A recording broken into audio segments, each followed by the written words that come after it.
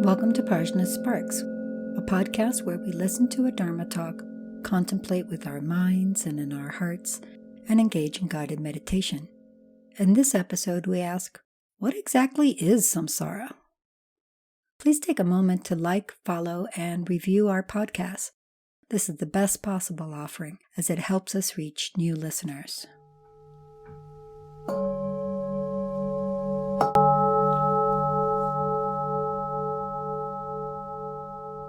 Samsara is bewitching. Beings are gullible. This makes for a very difficult situation.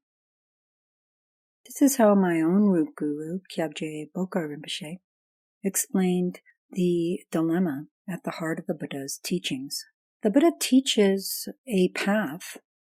A path to what? To liberation and omniscience. Liberation from what? From samsara. But then what is that samsara? And how do we keep that present to mind? How do we keep our eye on the ball? This is really the crux of all Buddhist practice. Nowadays, it's popular to focus on only meditation. And not just meditation, but one very particular kind of meditation, mindfulness meditation. If you look into teachings of Buddhism and the various heritage cultures of the Buddha Dharma, you will never find described in the way it has been popularized today. The point of the Buddha Dharma is to be free of suffering. What is suffering? Suffering is the characteristic feature of samsara. The liberation from samsara, from suffering, is called nirvana. If we really want to engage the Buddha's teachings, if we want to connect with the full intent of what the Buddha is offering us, it's valuable to have a sense of what samsara is. Indeed, it can be extremely confusing, precisely for the reason that Kyabje Boka Rinpoche lays out.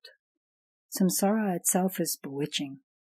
Samsara is not only confusing, it is confusion. It is the misperception of things just as they are. There are many different ways of describing samsara and what it's about, and we'll touch on a couple.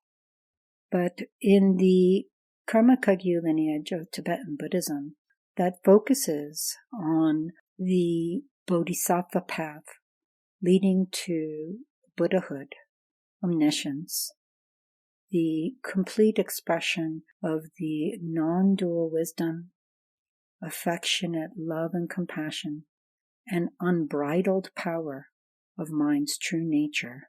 The crux of what is samsara is delusion, misperception, confusion, a grand mistake. What's the mistake about? If you have a mistake, a misperception, a confusion, all of that relates to something, doesn't it? Indeed it does. And when we think about the Buddha's teachings aligned as samsara versus nirvana, suffering versus bliss, a sense of being governed by the kleshas, under the power of the kleshas, as opposed to free, liberated, we can see how there's a dualism in the way that's presented. Actually, there's no dualism in the samsara versus nirvana reality. The very essence of samsara is nirvana. But the misperception that is samsara immediately lines those things up as oppositional. Samsara versus nirvana, bondage versus liberation, and so forth. So let's take a look at samsara through this lens of misperception that is also holding the view of its very essence being nirvana. When we see samsara and nirvana in this way, we are starting to invoke the sacred creativity we talked about in our last episode, not stuck in dualistic perception, yet recognizing that we are not yet expressing non-dual wisdom without impediment. We tap mind's inherent creativity to allow seeming contradictions to coexist, and by coexisting, opening more dimensions than our dualistic perception habit normally allows. So let's take a look at that. Everything we experience can be described as either samsara or nirvana. These are two Sanskrit words which are translated into Tibetan as korwa and nyanyande. Korwa or samsara simply means cyclic existence, a cycle. Nirvana or nyanyande refers to the transcendence of misery. Samsara refers to a cyclic existence. Nirvana refers to a transcendence of any kind of suffering whatsoever. It bends back onto that description of samsara as cyclic existence. We've talked about this in other episodes. The cycle is klesha, karma, dukkha. Klesha, karma, dukkha, klesha, karma, dukkha, klesha, karma, dukkha. That's a very simplified way of understanding it, but it's extremely potent. Klesha means the emotions that disturb mind's natural tranquility. Generally speaking, these are described as attachment, aversion, and apathy, but the full array of all the catalog of emotions are in there. Hatred, anger, desire, couldn't care lessness, pride, jealousy, bewilderment, etc. You name it, the term klesha is describing them, bringing them down to those three root kleshas, or poisons, toxins, because they impede the natural brilliance of mind coming forward. Attachment, aversion, and apathy roil the mind and prevent mind's limpid clarity, stillness, and power from manifesting. That power is shot through with non-dual wisdom, with affectionate loving kindness and compassion. So yes, the distinction between experiencing all there is as samsara and experiencing all there is as nirvana is a critical one. In these teachings, samsara is the experience of things in a mistaken way. By nature, samsara is emptiness. It takes the form of illusory experience, illusions, and deluded appearances, and it's characterized by suffering. Suffering refers to the Sanskrit word dukkha, and there can be three kinds of suffering. Obvious suffering, which is technically called the suffering of suffering, and that's what it sounds like, anything that's painful, uncomfortable, unhappy, etc. The suffering of change is the technical term for what I call shifting suffering. Shifting suffering feels pleasant. All our experiences of pleasure are characterized in the Buddha's teachings as shifting suffering. Why is that? Because they don't last. Even as we are experiencing them, they are slipping through our fingers, and we are powerless to keep them from ending. We are powerless to ensure that they will arise again. The third kind of suffering is the pervasive suffering of conditioned existence. This refers to the powerlessness we just looked at briefly in shifting suffering. The inability to say, hey, hold on there. I don't want to suffer anymore, ever again, and I only ever want to be happy. At heart, this is what all beings want. All of the various things we do are driven by this primal wish to never suffer and to always experience pleasantness, happiness, and contentment. Our inability to ensure that happens is the pervasive suffering of conditioned existence, among other things. Let's look at nirvana using those same principles.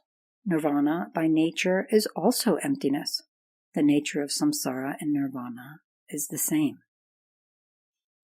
Unlike samsara, which takes the form of illusory experiences, nirvana is the dissolving away of those illusions, of misperception, of delusions. And unlike samsara, which is characterized by those three kinds of suffering just described, nirvana is characterized by liberation from all suffering altogether, without even the fear that it will ever arise. The pivot between samsara and nirvana is simply not knowing or knowing the true nature of things.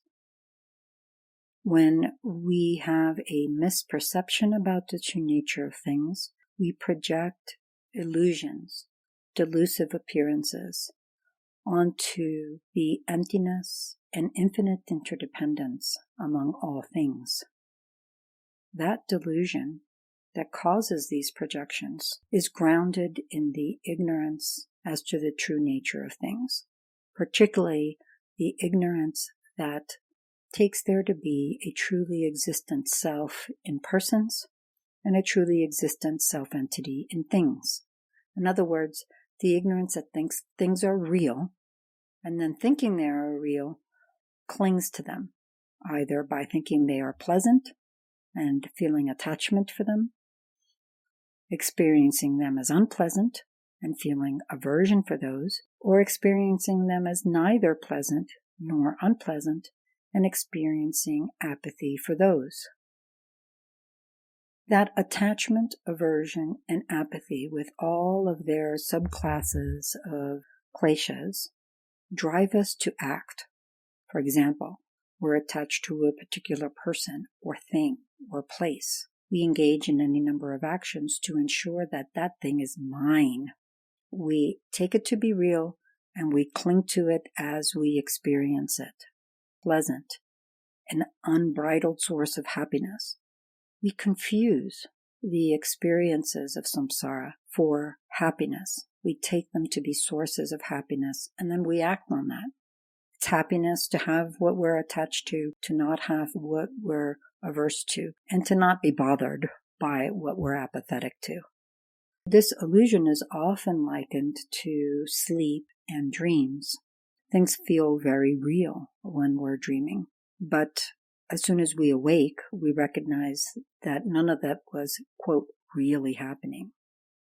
When we think of the pivot between samsara and nirvana as not knowing or knowing the true nature of things correctly, we start to really get to the crux of things.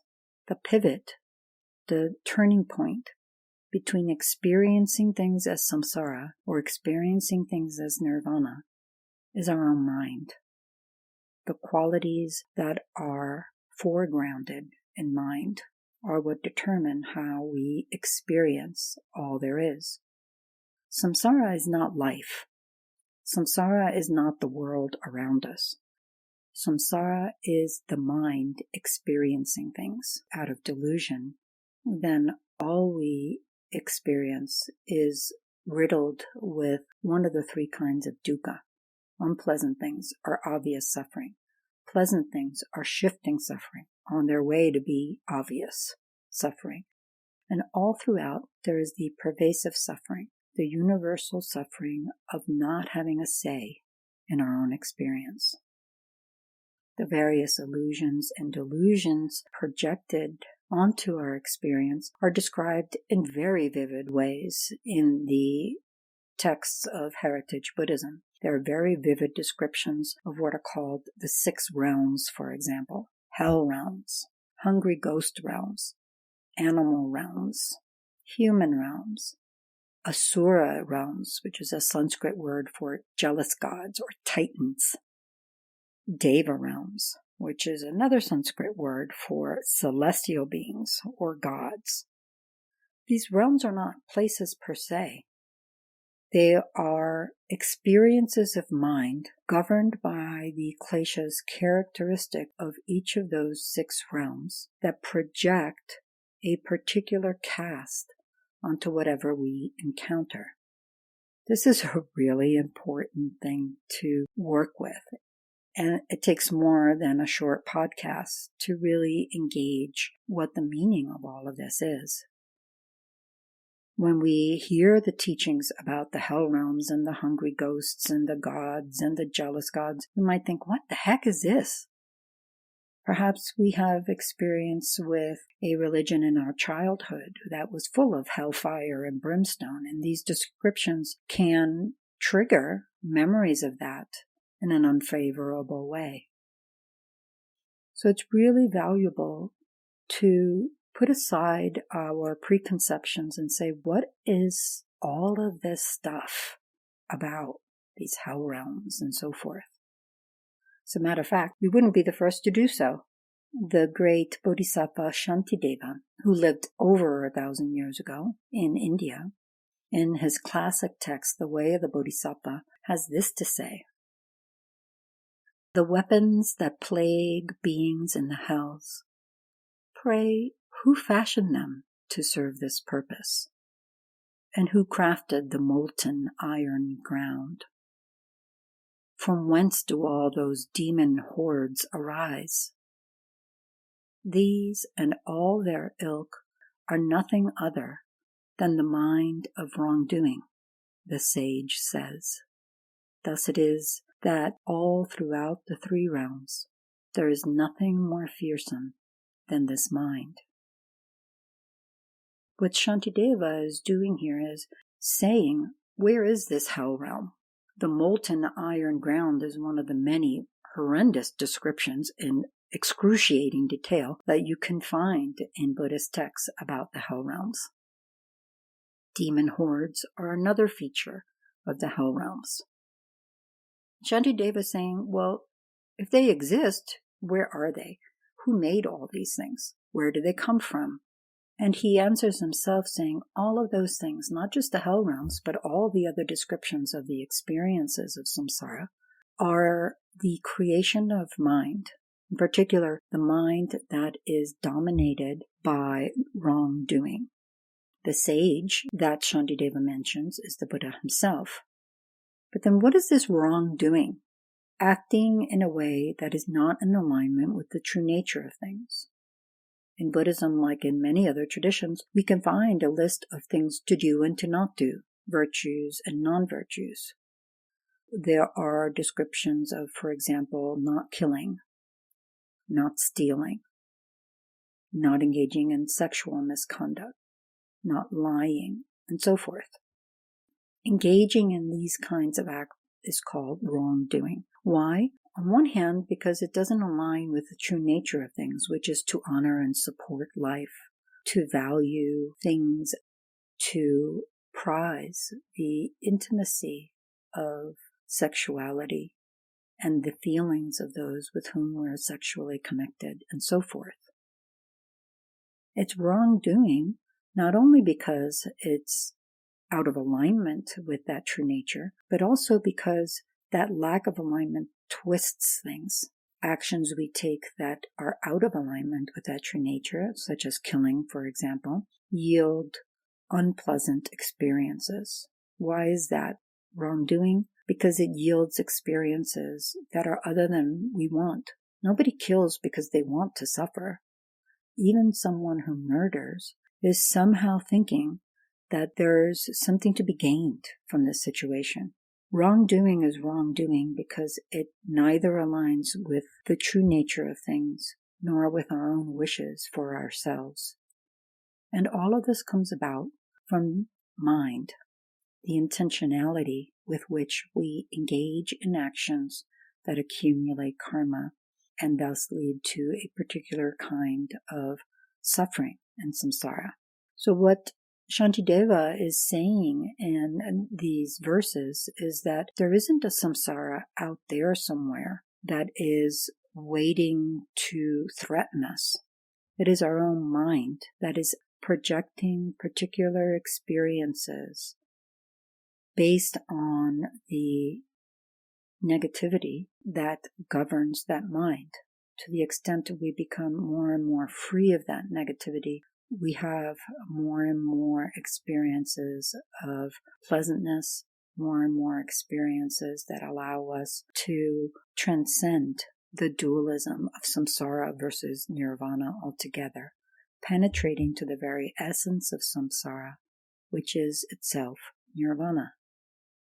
This is Buddhist practice, the process of clearing away the obscurations that twist mind when it is dominated by negative intentionality and the results of actions driven by those intentions.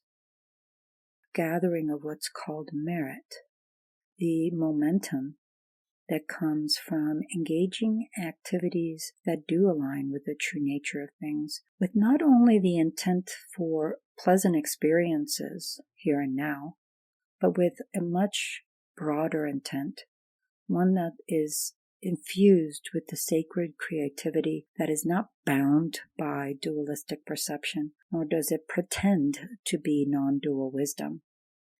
It is the momentum that comes from positive actions for the sake of ourselves and all others, untainted by clinging to our own self-interest, to mistaken ideas of what will serve us and what will not. Buddhist practice is pretty much that. Clearing away the obscurations of negativity, gathering stores of merit, and applying those to reveal mind's intrinsic wisdom, non-dual in character, that is able to penetrate through the misperception of samsara, dispelling it altogether, leaving nothing but the true nature of mind, with its qualities of perfect knowledge, perfect affectionate love, kindness and compassion, and perfect power. These qualities are intrinsic to mind. What needs to be done is to remove the negativity that is superficial to mind. As soon as that obscuration is lifted, mind's inherent brilliance shines forth. This is the transcendence of samsara. This is the liberation of perfect and complete enlightenment called Buddhahood. What is samsara? It is the suffering of not manifesting, not inhabiting, not embodying our own true nature, wise, loving, and powerful, available to ourselves and all beings at all times.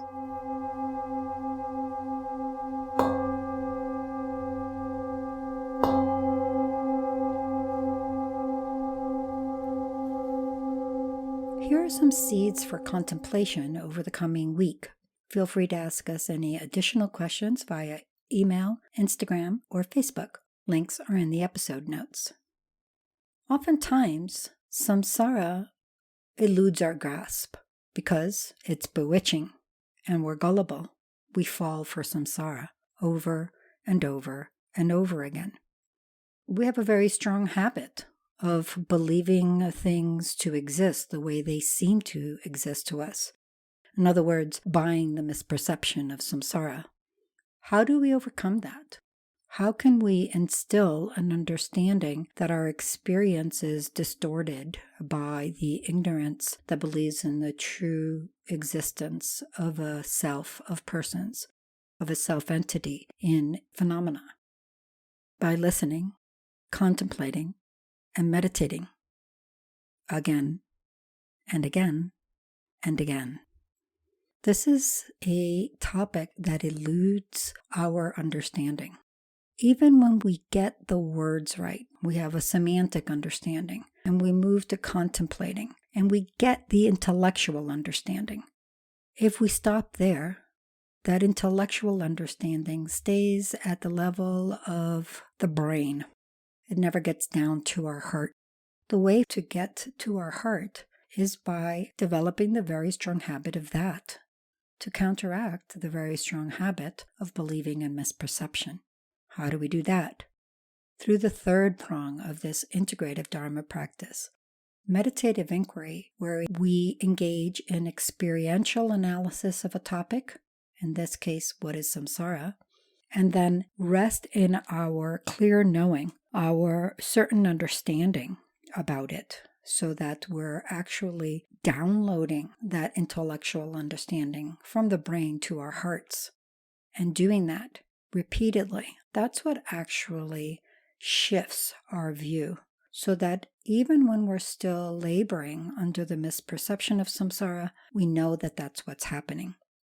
That's kind of like going to the movie theater. You can be very caught up in the story and really enjoy the Dowager Countess of Grantham in all her sarcastic yet polite glory, and not be caught up into thinking that you're living in the 1920s in England in a magnificent castle.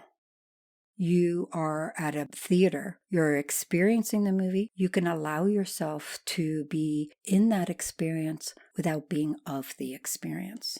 This is what meditative inquiry does. It takes our understanding off the pages of the books, out of our brain, and installs it in our heart, where it can open our lives up to more dimension, more purpose, and encourage us, even inspire us to devote our energies to removing negativity from this mind, filling it with positive seeds, and engaging in the practices that connect us with the grace that allow that process to blossom organically all the way up to liberation and Buddhahood. May it be so. Be sure to join us again on the quarter moon as we answer your questions on samsara, and stay tuned now for a guided meditation with Lama Zopa. Shivnee is our Tibetan singing bowl artist. We can't thank you enough for taking the time to like, follow, share, and review PRAJNA SPARKS. It means a lot to us. If you have any questions, contact us via email, Instagram, or Facebook. Check the episode notes for those links and for more resources on today's topic. Visit us on the web at prajnafire.com or follow us on Instagram and Facebook at PRAJNA SPARKS. Thank you for listening. May all beings benefit.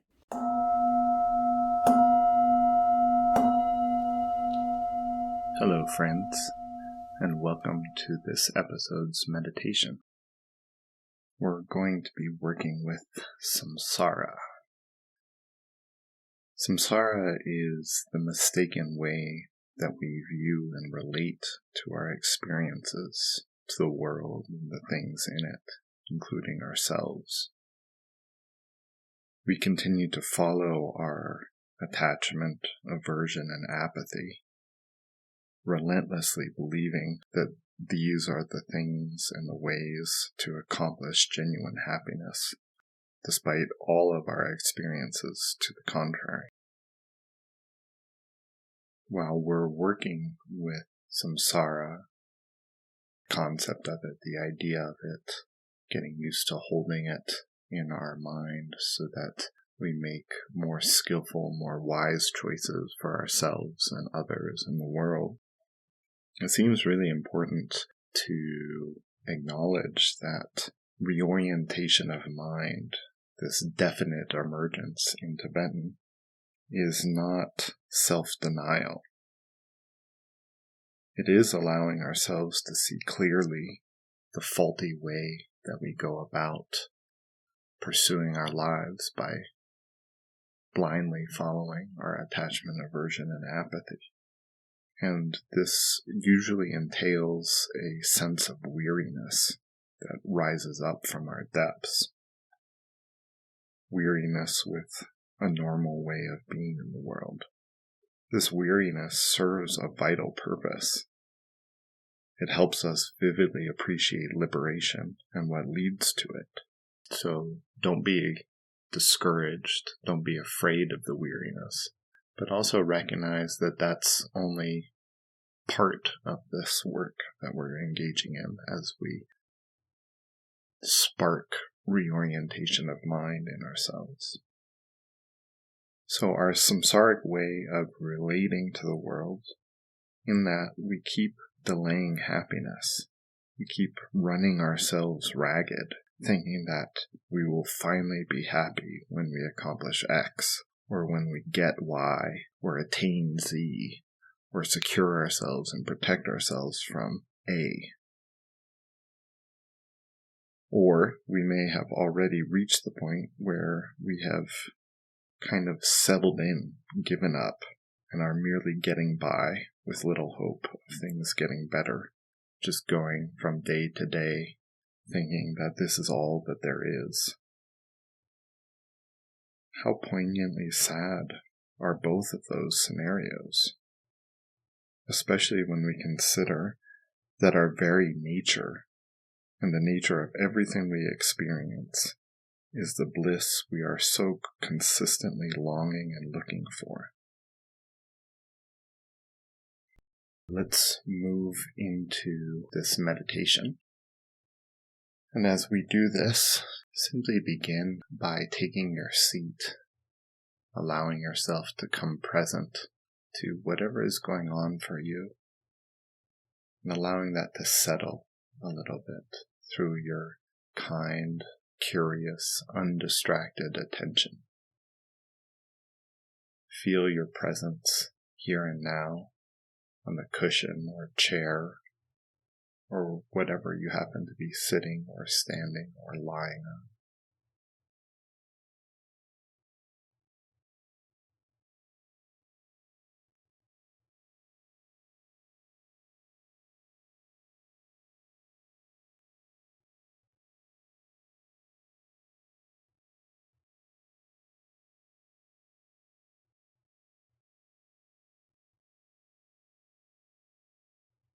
Now we'll move into a little shamatha or tranquility meditation to further still and settle the mind, clarifying its attention, finding that sweet balance spot of lucidity and resting, where we're neither sleepy or dull on one hand, or distracted and hyper on the other. That just that calm alertness where we focus one-pointedly on the breath or whatever our meditation object is, being aware of all the subtle variations in each moment, just staying with that one-pointed awareness.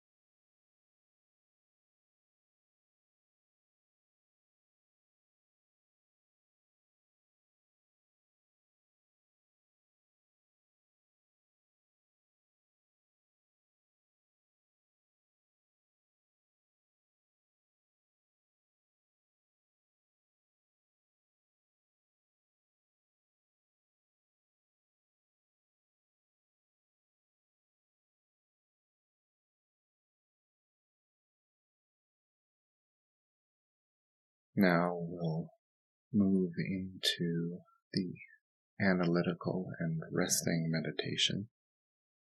So as we do this,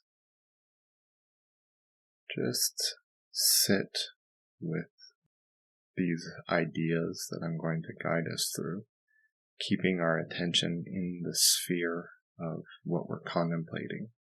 And same as in tranquility meditation, if you find yourself distracted, just notice that you're distracted or that your thoughts have wandered, and simply let those thoughts go and just bring your attention back to the contemplation.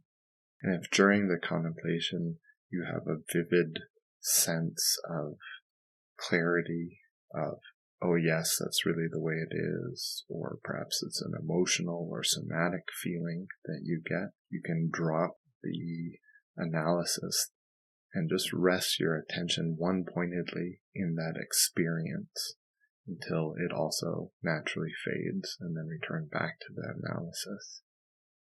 So we're just going to work with this basic cycle of how samsara continues, where kleshas, or afflictive emotions that disturb mind's natural tranquility, lead us towards karmic actions of body, speech, or mind, and that these karmic actions are the very cause of dukkha that we experience, suffering, discontent. We're going to look into our own experience right now, in this moment, or in something we remember from our day, something that's still fresh, where we felt attachment to something that we viewed as positive, or aversion to something, somebody that we disliked or didn't find pleasant, or just apathy, not really noticing the things that just had a neutral feeling to them. So we look at that in our own experience. What comes out of that attachment, or out of that aversion, or that apathy?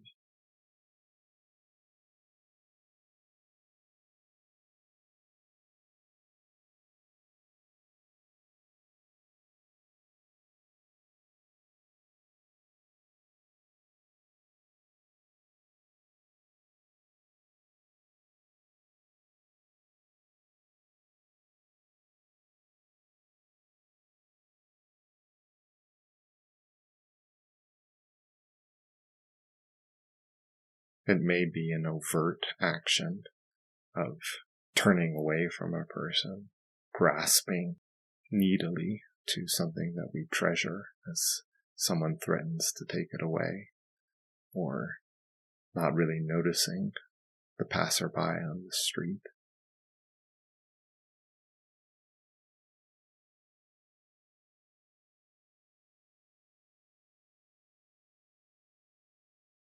All of that is karmic action. And what follows out of that? Look into your own experience.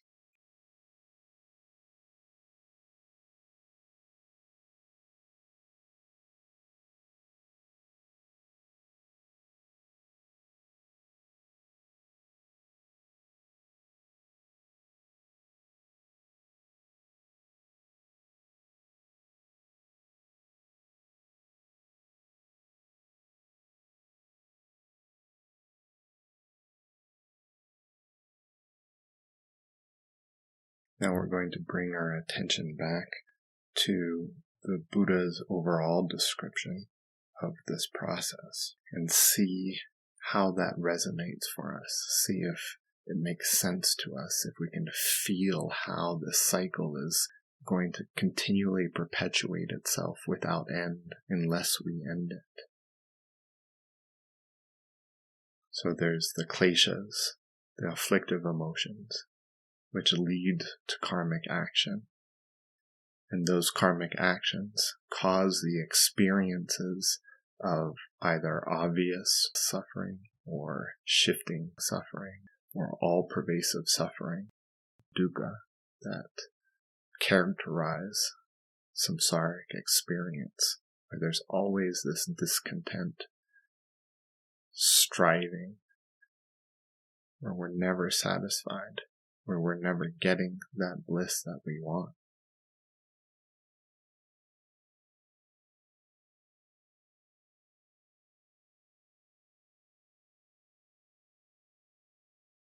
And then what happens when that dukkha, in all of its various forms, manifest?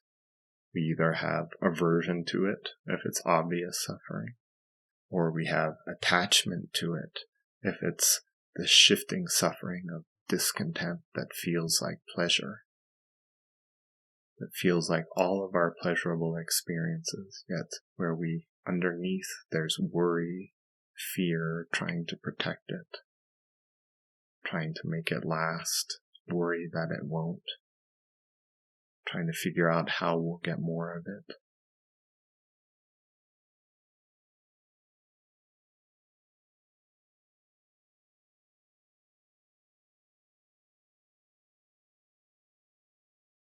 So in our very reaction to the experience of dukkha,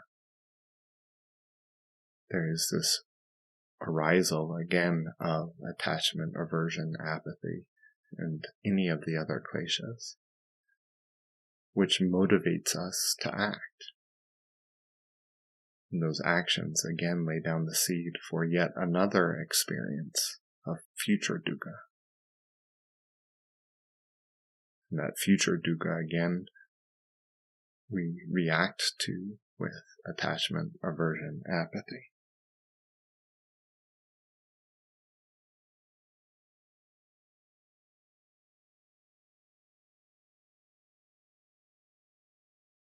So we can see how this cycle continues. It won't stop unless we bring an end to it. That's the bad news. The good news is that we can bring an end to it.